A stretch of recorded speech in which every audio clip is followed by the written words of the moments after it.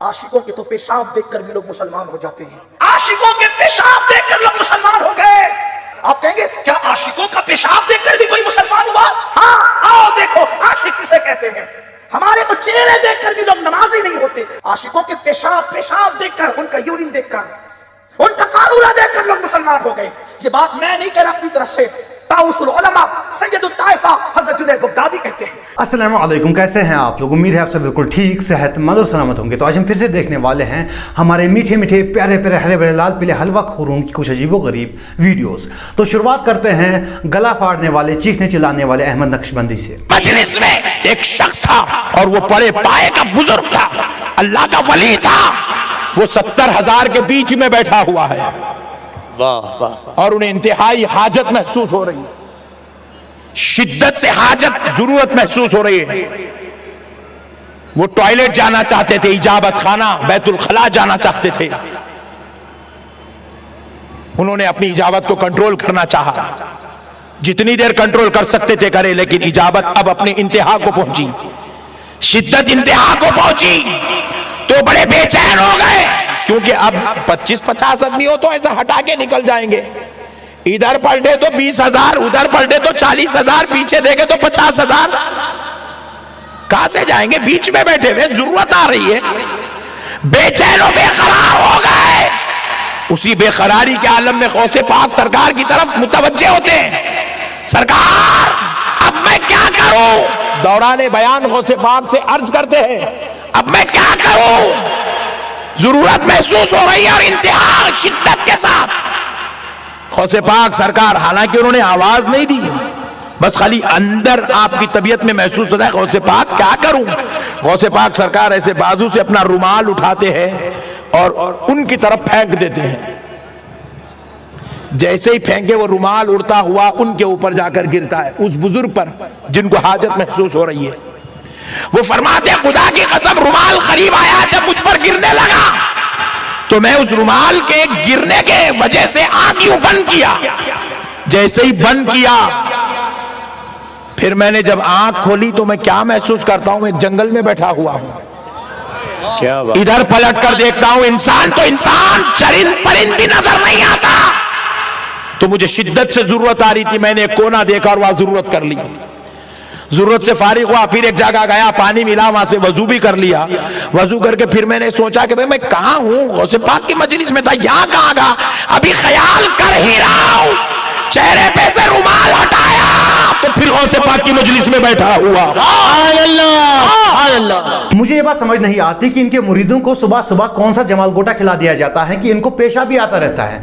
ये वो लोग हैं कि जिनको जंग के वक्त ही पेशाब आता है। अगर इनको जंग पे भेज दिया जाए, मैदान जंग में भी इनको पेशाब भी आएगा और वहां दुश्मन इनको मैदान में ढूंढ रहे होंगे और ये लोग किसी टॉयलेट में पेशाब कर रहे होंगे। अगर तुम्हें मालूम है कि तुम हलवा बहुत खाते हो, पेशाब बहुत आता है, तो फिर एक काम करो, तुम ना सुबह सुबह हल्का हो लिया करो, उसके बाद जब महफिल में जाते हो तब भी हल्का हो लिया करो, उसके बाद महफिल में जाया करो। और दूसरी बात, उस मुरीद ने कौन से झंडे गाड़े थे कि तुम चिल्ला चिल्ला के बयान कर रहे हो? मतलब मुरीद को पेशाब आया तो इसमें चिल्लाना क्यों है? नहीं, मतलब क्यों चिल्लाना है? इस पर भी वो बंदा चिल्ला रहा है कि मुरीद को पेशाब आया, तो भाई आया तो आया, वो कुछ नया नहीं किया उसने, वो बहुत पहले से लोगों को पेशाब आता है, इसमें नया क्या था? नहीं, गले में सीटी लेके पैदा होते हो क्या? बस हर चीज पे चिल्लाता है कि मुरीद को पेशाब आया, उस पर चिल्लाना है, मुरीद ने मतलब पेशाब किया उस पर भी चिल्लाना है, हर चीज पे इनको चिल्लाना होता है। भाई क्यों नॉइज पोल्यूशन फैला रहे हो? और एक बात, अगर तुमने खुद कहा कि 70,000 लोग वहां मौजूद थे, वो 70,000 के बीच में बैठा हुआ है, लेकिन जब तुमने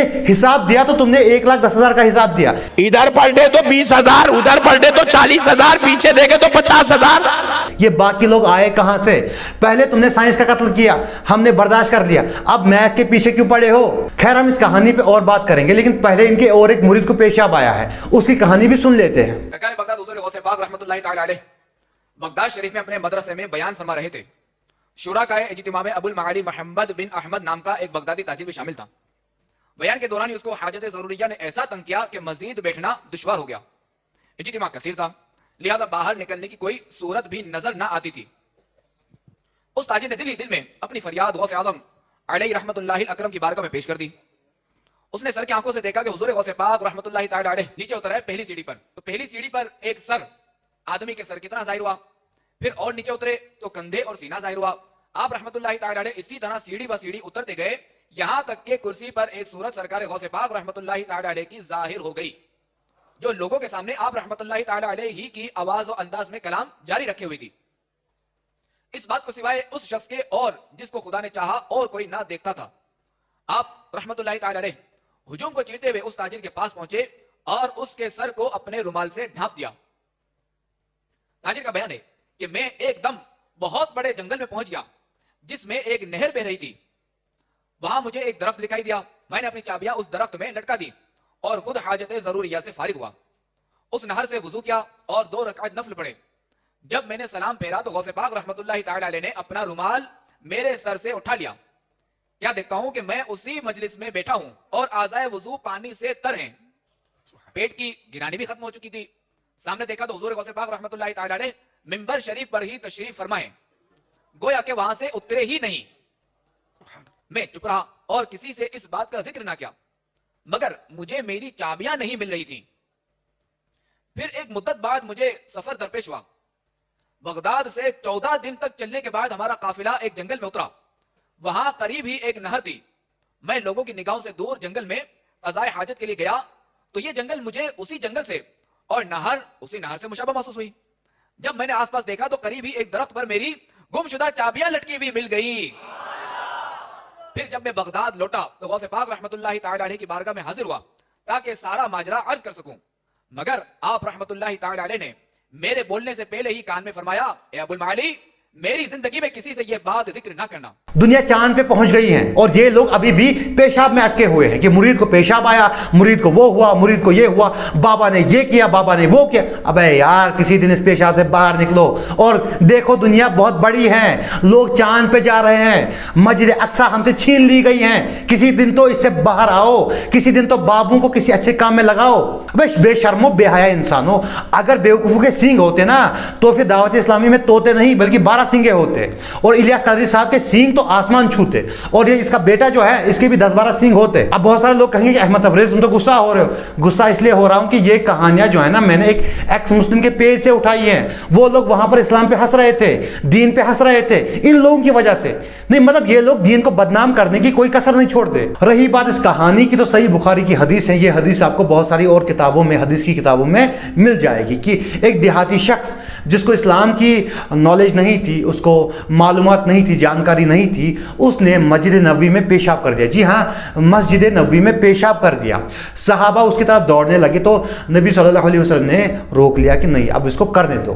खैर जैसे ही उसने ख़त्म किया तो उसके बाद नबी सल्लल्लाहु अलैहि वसल्लम ने उसे प्यार से समझाया कि ये मस्जिद है, यहाँ पर ये सब नहीं किया जाता, ये इबादत के लिए बनाई गई हैं, और उसके बाद उसको जाने दिया। अब सवाल यह है कि सहाबा के सामने मस्जिद नबवी में पेशाब किया गया, लेकिन किसी भी सहाबी ने यूं रुमाल फेंक कर उसके मुंह पर नहीं मारी और उसको किसी और जगह पर ट्रांसफर कर देते, जैसे कि आपके बाबे करते हैं। कोई सहाबी उठता और रुमाल फेंकता उसके मुंह पर और उसे किसी और जगह पर ट्रांसफर कर देते, मुंतकिल कर देते, जैसे आपके बाबे करते हैं। आप खुद कहते हैं कि आपके बाबे जो हैं वो किसी सहाबी की जूती के दुल के बराबर भी नहीं है। तो फिर मेरे भाई, जब सहाबा ने ऐसा नहीं किया तो आपके बाबे कैसे कर पाए? सहाबा में ऐसी करामात नहीं थी, लेकिन आपके बाबू में तो करामात के अंबार है। ये आपके ऐसे कौन से बाबे हैं कि उनके पास वो करामात है जो सहाबा के पास नहीं है? खैर इस मुद्दे पर और भी बातें की जा सकती हैं, लेकिन हम इसको यहीं रोक लेते हैं और चलते हैं अगली कहानी की तरफ। बाबा अब्दुल कादिर फरमाते हैं, मैं तो अल्लाह की कसम डरदा ਜਿਹੜੀਆਂ ਗੱਲਾਂ बाबे गौस पाक ने फरमाइयां।